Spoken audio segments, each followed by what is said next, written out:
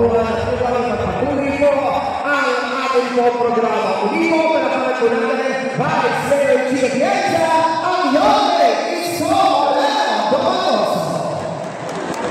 At sa mga pagkakaroon po ito, ang nakaharap na nilay sa Vice Mayor na natin panahon. Noong ako ay bata, hinalito ako ng aking mga silang Pienza sa malaki sa Sitio para makakamit ng pagkain sa mga nakapulong natin mga kababayan. Pagkatapos ko noon, inubos ko nila sa akin ang buhay ng para sa kanila, pagtanggol ang mga namin at tumulong sa mga nakakailangan.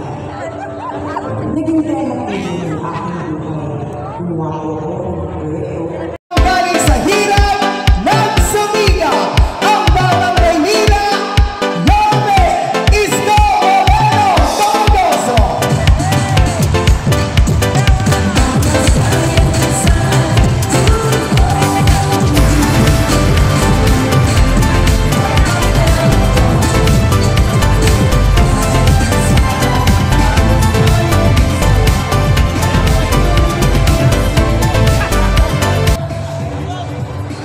Hi! Hello! Gising pa ba kayo? Taas nga ang kamay, taas ang kamay, mag-ina! Magandang umaga. Maraming salamat sa inyo sa pagtugon ninyo sa aming panyaya. Bagamat kayo'y may kanya-kanyang gawain sa inyong tahanan, iniwan ninyo yun at nagpunta kayo dito. Kaya maraming salamat sa inyo. Nay, totoo ba na kapag nagpapacheck up sa health center, kailangan online at schedule pa? Wow! Sosyal! Ano, MCM?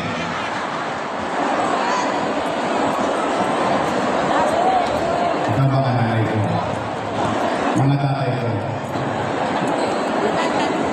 Diyan yung mahalata na ang leader hindi alam o nauunawaan ang katayuan ng kanyang nasasakupan. Bakit?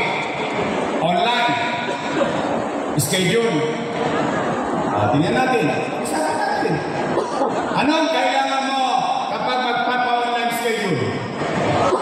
Cellphone. Libre ba cellphone?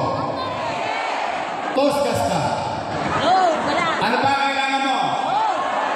Load. Libre ba load? Toskas ka? Pangatlo, pinakamalupit. Hindi ka marunong mag-online.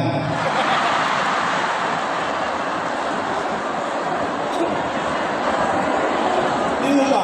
Nay, sample lang. Kwentuhan lang naman ito eh. Hindi naman ito mangyayari sa'yo. Sample lang ito. Anong pangalan niyo? Mama. Si Nanay Virginia, isang araw, hinahapo.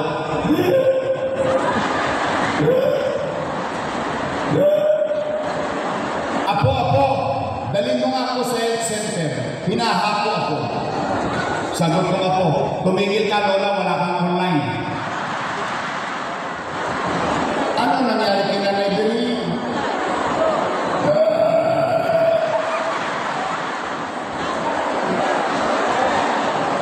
Kunin mo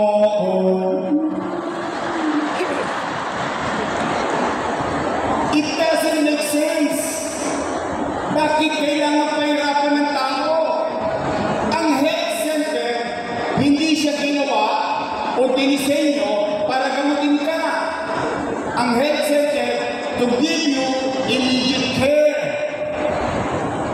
Ibig sabihin, pupunta ka health center, magbabaka sa aling ka, baka may metformin, losartan, papa-injection ka ng polio, kasi may edad ka na, papa-injection yung apo mo, yung sanggol, yung test food, magpapacheck ka, yung apo mo, baka may luga, baka may tulog, bungi ang ipin. Yun ang purpose ng health center. Dahil kung may sakit ka, dapat kang dalhin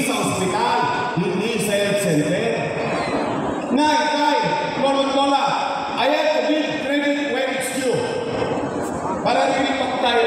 Noong panahon ko, at hindi ko lang panahon, lahat ng sinundan kong mayor, si Era, si Lico Atienza, si Alfredo Lee, si Lopez, si Bagachin, si Villegas, si Lacson, lahat na nagdaang mayor, magpasangga natin ang taong bayan kapag pupunta sa health center 1-2 sawa.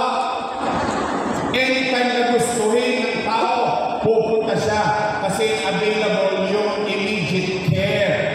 Misa nagdidelirio ka, misa para ka nagdoblibista, misa para ka nahihilo. Anong gagawin mo? Magpako-check up ng BP. Saan ka pupunta? Health center. Ngayon, kailangan pa naka-schedule. Yan. Ang sosyal. Kailangan pa online. Nakakalungkot lang. O ngayon daw, tinanggal na. Narinig niyo ba yung balita? Tinanggal na. Kung hindi pa ako tatakbo, hindi pa nila tatanggalin. Totoo lang. Real talk lang. Kung hindi pa ako tatakbo, hindi pa tataasan yung pensyon. Wala. Ngayon, nagtataka sila. Bakit gusto silang labanan? Pinaguyaan ng taong bayan eh. Onay, tay, lolo't lola, umanatag kayo. May awa ang Diyos. Nakabalik tayo sa tulong ninyo. Ibabalik ko yung dating magaan na sistema ng health center. Pangatlo, hindi ko alam kung ako lang ang nakakapansin na ito. Kasi pag sa akin lang nanggaling, bias. Kasi kalaban ako sa politika. Pero hindi ko alam kung napapansin niyo dito. Nay, tay, lolo't lola ko. Hindi niyo ba napapansin parang dumudugyot ulit ang Maynila? Napansin niyo? Gumugulo ulit? Dumudumi ulit? Nagbalikan ulit si Eddie at si Patty? Kilala niyo si Eddie? Eddie sila? Si Patty. Pati kasama ni Eddie. Hindi, parang latata ng Tulokes, nagbalikan na naman sa Maynila. Parang wala na naman gobyerno. Alam niyo ba, Nay? Tay, lolo't lola, umayos na ang Maynila eh. Nagre-recover na tayo eh. Alam niyo ba ngayon, habang nagkakwentuhan tayo, ang Maynila na ang number 1 sa krimen sa buong Southeast Asia. Ayan. Not Philippines. Not Philippines. But Manila. Yan yung ibang syudad sa ibang Southeast Asia. Ano nangyari? Wawaglit akong nawala. Ngayon, tatakot ka na naman umikot sa gabi. Lalabas ka, pupunta ka sa trabaho, nakukusumi ka bago ka makapunta sa trabaho. Nay, tay, namimiss mo ba yung gobyerno sa umaga, sa tanghali, sa hapon, sa gabi, hanggang madaling araw may gobyerno sa Manila? Namimiss mo ba ang gobyerno mabilis kumilos? Nay, tay, lolo't lola mo, help me make Manila great again. Pang-apat at huli na para uwian na. Kasi pag tumapunto ng alas 12, maraming titila po na kaldero. Walang nagsaing sa bahay. Pag umabot pa ito ng tanghalian, yari si Amado Bagachin. Abunado ka siya. Nay, very importante ito. Ako naman walang ikinubli sa inyo. Sa paggogobyerno, tuwing Biyernes, sa Capital Report, nire-report ko ang lahat ng nangyayari sa lungsod ng Maynila. Every Friday. Kaya wala ka na ikubli. Kaya maigi na, nandito ako sa harapan ninyo, sagutin natin ito. Ang sabi, nung dating pumupuri sa akin, na mga kasama ko, puro papuri ang inabot ko doon ng araw. Akala mo pala sa ba? Papuri sa'yo, papuri sa'yo.